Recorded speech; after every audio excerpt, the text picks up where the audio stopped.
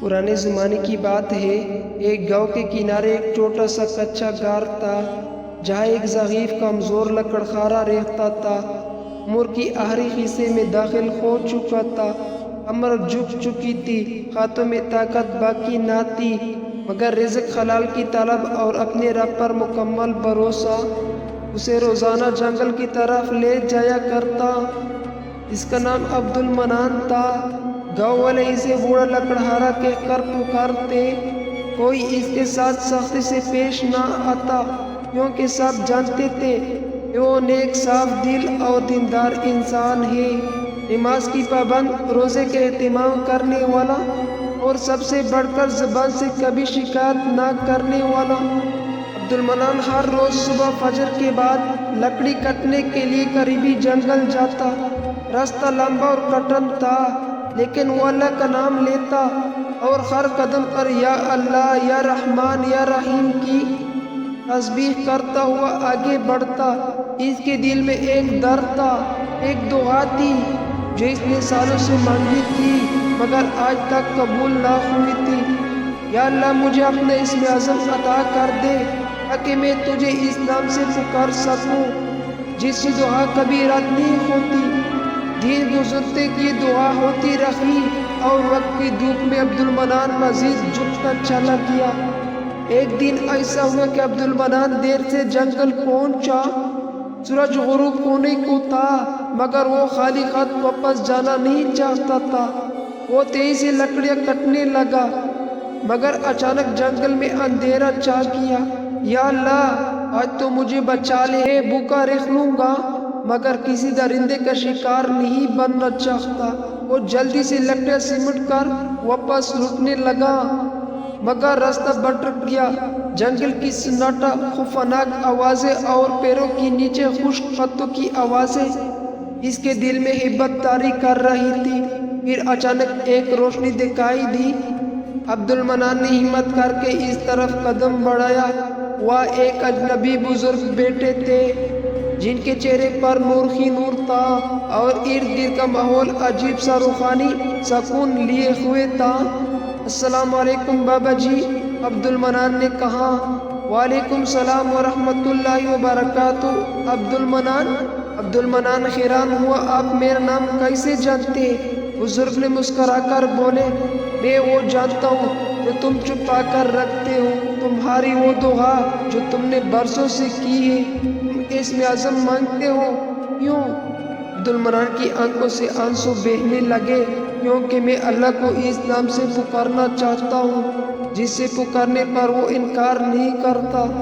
बुजुर्ग ने गहरी नज़र से अब्दुल मनान को देखा और फरमाया, इस्म आज़म एक राज है जो हर किसी को नहीं दिया जाता, लेकिन तुमने इसकी तलब में सदाकत दिखाई है। मगर जान लो, इस्म आज़म हासिल करना आसान नहीं, इसके लिए आजमाइश से गुजरना पड़ता है। अब्दुल मनान ने फौरन बोला, मैं हर आजमाइश के लिए तैयार हूँ, बस मुझे मेरा रब वो नाम अता कर दे। बुजुर्ग ने फरमाया, अच्छा तो सुनो, 3 दिन तक तुम्हें जंगल के इस हिस्से में रहना होगा, बगैर खाए पिए, बगैर किसी की सुहबत के, सिर्फ ज़िक्र और मराक़बे में। अगर तुम कामयाब हुए तो तुम्हें इस्म आज़म की झलक दी जाएगी। अब्दुल मनान ने फौरन कबूल कर लिया। पहला दिन मुश्किल था। भूख, प्यास और थकन ने अब्दुल मनान को बेहाल कर दिया। वो सिर्फ या हय्यु या कय्यूम बेरहमतिक का अस्तागीसों को वर्त करता रहा। दूसरे दिन जिस्म ने साथ छोड़ना शुरू कर दिया, मगर रूहानी ताकत बढ़ने लगी। वो रोशनी जो इस बुजुर्ग के पास थी, अब आहिस्ता आहिस्ता अब्दुल मनान के दिल में महसूस होने लगी। तीसरे दिन अब्दुल मनान ने एक ख्वाब देखा। एक नूरानी मखलूक आई और कहा, ए बंदे खुदा, तू आजमाइश में कामयाब हो गया है, मगर इस्म आज़म सिर्फ उसे मिलता है जो इसे अपनी ज़ात के लिए नहीं, बल्कि मखलूक खुदा की खिदमत के लिए मांगता है। क्या तू वादा करता है? अब्दुल मनान ने रोते हुए कहा, हाँ, मैं वादा करता हूँ। 3 दिन की हलूत और जिक्र के बाद जब अब्दुल मनान ने आंखें खोली, वो रोशनी और सुकून इसके दिल में दाखिल हो चुका था। वो तक का ज़रूर था, मगर इसके चेहरे पर ऐसी बशाशत اور روحانی طاقت تھی جو پہلے کبھی نہ دیکھی گئی تھی۔ اسی وقت وہی نورانی بزرگ ایک بار پھر ظاہر ہوئے۔ اس بار ان کے ہاتھ میں ایک چھوٹی سی سفید کتاب تھی۔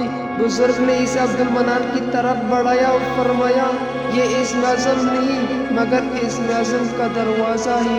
عبدالمنان نے عجیب سے کتاب لی، اس پر عربی میں چند سطوریں لکھی تھی۔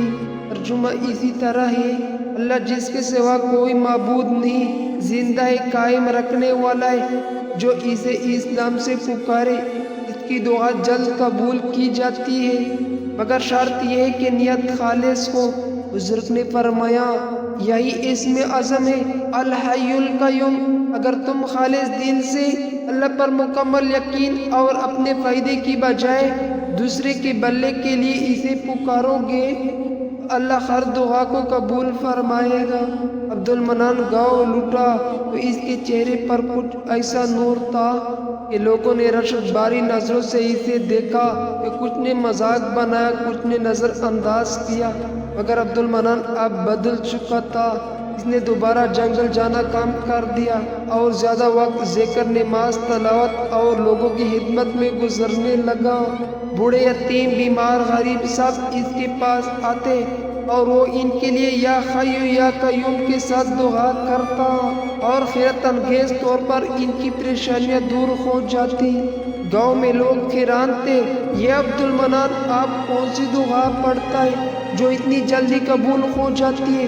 وہ صرف یہی کہتا ہے، اللہ کو دل سے پکارو، نہ کہ صرف زبان سے۔ ایک دن گاؤں کے قریب کے علاقے سلطان کے بیٹے کو کوئی عجیب و غریب بیماری لگ گئی۔ حکیم، طبیب، عامل سب تک کیے۔ اس نے سلطان کو کہا، قریبی گاؤں میں ایک اللہ والا ہے جس کی دعا سے لوگ شفا پاتے ہیں۔ سلطان فوراً عبدالمنان کے پاس آیا اور کہا، اگر تم میرے بیٹے کو شفا دلوا دو تو میں تمہیں خزانے سے بھر دوں گا۔ عبدالمنان نے مسکرا کر کہا، میں تمہاری مدد ضرور کروں گا، مگر مجھے نہ خزانے چاہیے نہ کوئی صلہ، میں صرف اللہ کے نام پر تمہاری بیٹے کے لیے دعا کروں گا۔ اس نے دونوں ہاتھ اٹھائے، آنکھیں بند کیا اور صرف یہی پڑھا، یا حی یا قیوم برحمتک استغیث۔ چند لمحے بعد ہی سلطان کے خادم دوڑتے ہوئے آئے، مبارک ہو، شہزادہ جگ اٹھا ہے، وہ ٹھیک ہو گیا ہے۔ سلطان کی آنکھوں میں آنسو تھے۔ اس نے سونے سے بھری تیلی عبدالمنان کے قدموں میں رکھ دی، مگر اس نے ہاتھ تک نہ لگایا۔ جب عبدالمنان کی شہرت پھیلنے لگی تو حسد اور سازش کرنے والا بھی پیدا ہو گئے۔ گاؤں کا ایک رئیس جو پہلے عبدالمنان کا مذاق اڑایا کرتا تھا، اب اس کا خلاف ہو گیا۔ اس نے عبدالمنان پر جادوگری کا الزام لگا دیا اور کہا، یہ شخص اللہ کی باتیں کر کے لوگوں کو بے وقوف بناتا ہے، اس نے اسم اعظم کی دعویٰ کیا ہے، اس پر مقدمہ چلنا چاہیے۔ عبدالمنان کو قاضی کے سامنے پیش کیا گیا۔ قاضی نے پوچھا، کیا تم واقعی سمجھتے ہو کہ تمہیں اسم اعظم حاصل ہے؟ عبدالمنان نے جواب دیا، میں کچھ نہیں سمجھتا، میں صرف اللہ سے مانگتا ہوں اور اس کے ایک خاص نام سے مانگتا ہوں جو اس نے قرآن میں بار بار ذکر کیا، الحی القیوم۔ قاضی حیران رہ گیا، کیا تم اپنے رب سے دعا کر سکتے ہو کہ حق ظاہر ہو جائے؟ عبدالمنان نے خاموشی سے ہاتھ اٹھائے اور وہی دعا کی، یا حی یا قیوم برحمتک استغیث۔ اچانک آسمان پر بادل چھا گئے اور ایسی گرج چمک ہوئی کہ سب خوفزدہ ہو گئے۔ رئیس بے ہوش ہو گیا اور اس کے منہ سے سچ نکل گیا کہ اس نے حسد میں آ کر جھوٹا الزام لگایا تھا۔ عبدالمنان کو بعزت بری کر دیا گیا، لوگ اس سے عقیدت کرنے لگے، مگر اس نے ہمیشہ یہی کہا، میری عظمت نہیں، یہ اللہ کے نام کی عظمت ہے۔ اگر تم بھی اخلاص سے پکارو گے تو تمہیں بھی وہی عطا ہوگا جو مجھے ملا۔ اس کی زندگی کا ایک ہی پیغام تھا، اسم اعظم دولت نہیں، امانت ہے، طاقت نہیں، عاجزی ہے۔ یہ صرف اس سے ملتا ہے جو اللہ سے صرف اللہ کے لیے مانگتا ہے۔ کئی سال گزر گئے، عبدالمنان اب مزید بوڑھا ہو چکا تھا۔ ایک دن اس نے گاؤں والوں کو جمع کیا اور کہا، میرے وقت کا اختتام قریب ہے، لیکن یاد رکھو اللہ ہر وقت زندہ اور قائم ہے، اس کے اسم اعظم سے پکارو خالص نیت کے ساتھ مخلوق کے بھلائی کے لیے۔ یہ کہہ کر وہ اپنے حجرے میں چلا گیا۔ صبح جب لوگ آئے تو وہ سجدے میں تھا مگر روح پرواز کر چکی تھی۔ کفن دفن کے بعد لوگوں نے وہ سفید کتاب اس کے بستر کے نیچے سے پائی جس پر لکھا تھا الحی القیوم۔ یہ ہے وہ دروازہ جو ہر دعا کو آسمان تک پہنچاتا ہے۔ یہ کہانی ہمیں سکھاتی ہے اسم اعظم کوئی جادوئی لفظ نہیں بلکہ اللہ پر کامل یقین اور اخلاص کا راستہ ہے۔ صرف وہی انسان اسم اعظم کی طاقت کو پا سکتا ہے جو عاجز ہو، نفس کو مار دے اور صرف اللہ کے لیے زندہ رہے۔ اللہ تعالیٰ کے نام میں سب سے زیادہ طاقتور الحی القیوم ہے، جیسے کہ قرآن میں آیت الکرسی اور دیگر مقامات پر ذکر ہوا ہے۔ ملتے ہیں نیکسٹ ویڈیو میں، جب تک کے لیے اللہ حافظ۔